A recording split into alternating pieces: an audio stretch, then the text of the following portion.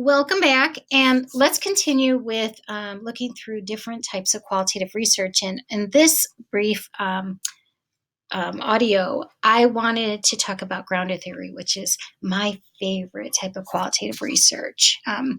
So it's the study of experience from the standpoint of those who live it. And that sounds like phenomenology, doesn't it? But the thing about grounded theory is that the idea is not just description, but it's to generate or discover some type of theory that relates to a particular situation.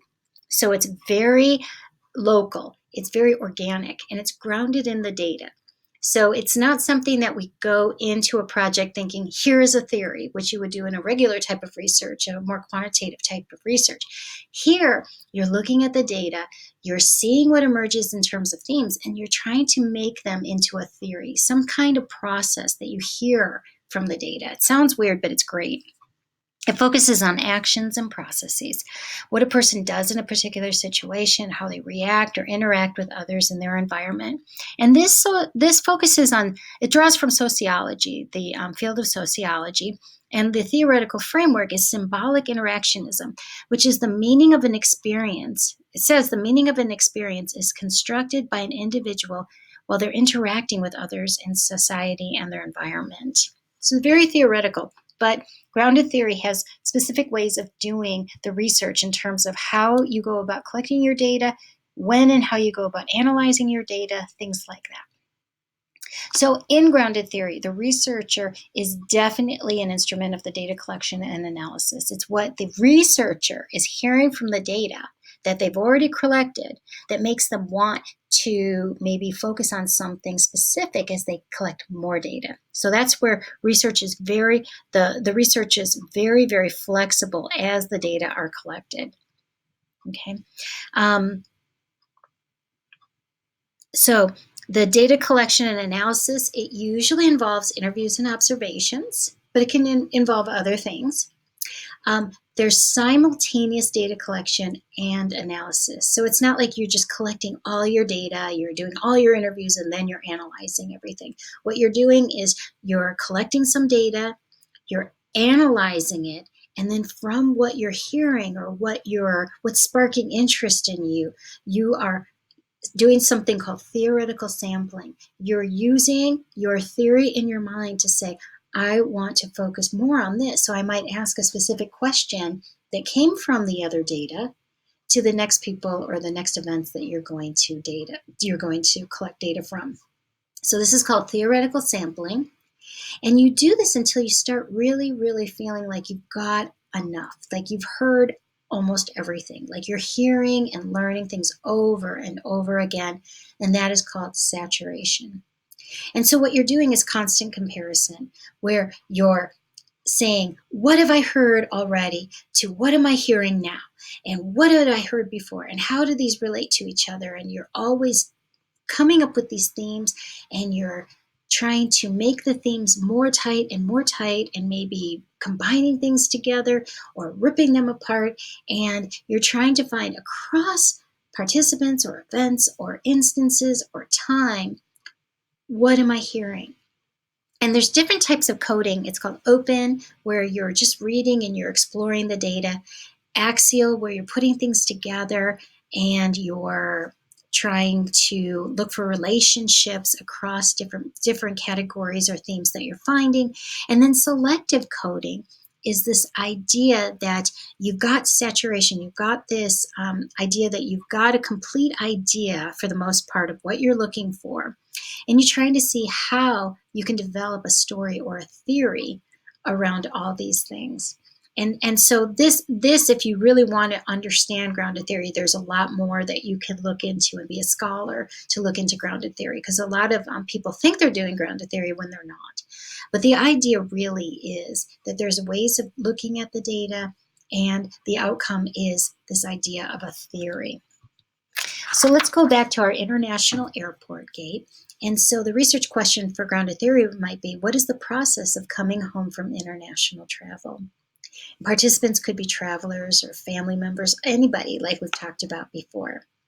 The sample size is that you probably start small. Maybe you look at a few gates or a few instances of people coming back from travel or talking to a few people. And then as you gain more information, you theoretically sample to figure out who to talk to next or where to look next or where to observe.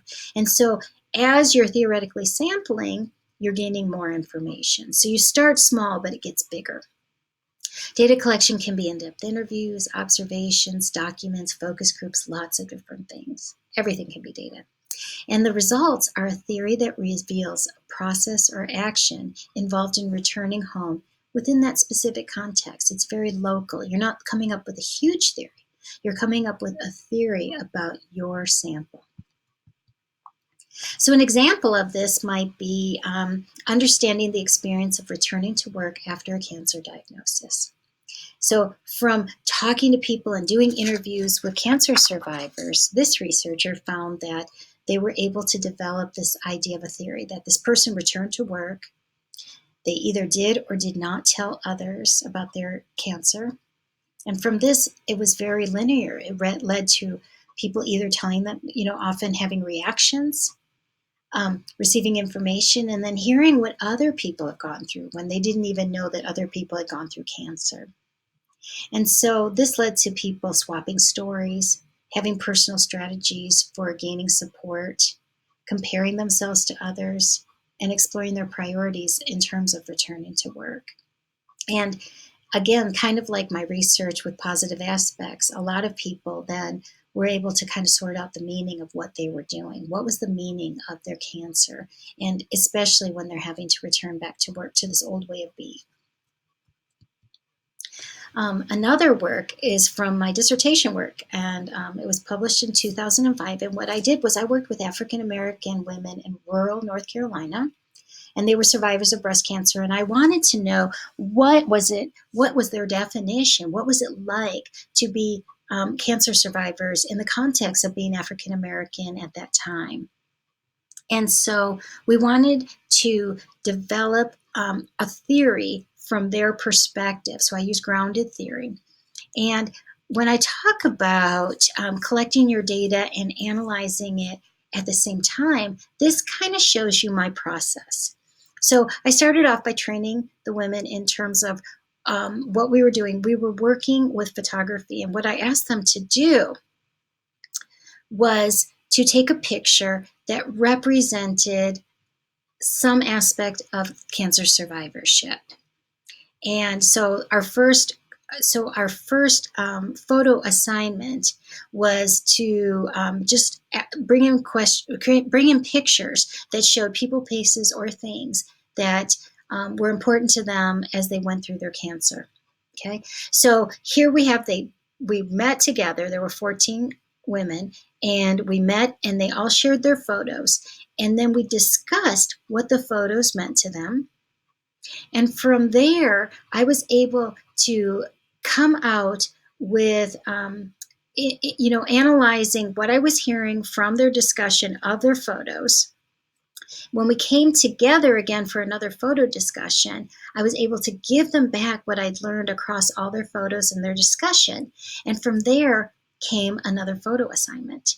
And so the women were actually involved in actually guiding the path of the next things, the theoretical sampling we wanted to do from their initial photo discussions to the next photo discussion. So this was transformative research, if you remember the paradigm. They were involved. They were trying to create change. And if you went across this sort of figure eight of a picture on this slide, you see that we went from photo assignments to discussing the photos in the session to my analyzing it, bringing it back for more discussion, and then more photo assignments. So that's where we kept on iteratively collecting data as I analyzed it at the same time. And therefore, we went on and on until we reached some kind of saturation where we were just hearing the same stories over and over again. And that took 14 months. It took 14 times meeting with them to talk about their experiences as cancer survivors, as African American women in the rural South. And what I got with them was this idea of this type of model. It was a model of quality of life just for them, very local. And in the center, it starts with, what was cancer to them?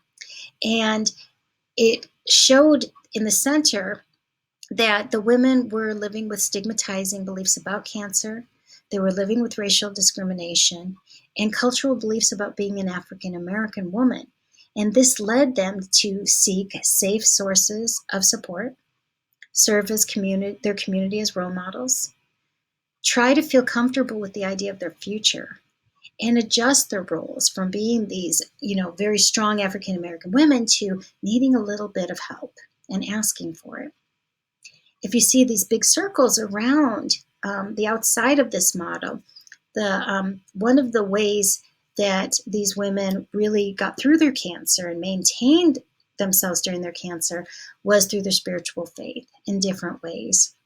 And then they worked on maintaining their social standing, where they really, really fought and had to fight for their ability to get the treatment that they needed, to maintain their social standing, even though they were experiencing cancer, whether that was not telling people about their cancer or advocating for themselves. So this model is well explained in the paper, and it's hard to talk about really quickly in a brief video, but it shows that we were able to create a model based on the grounded theory method that we used for this research.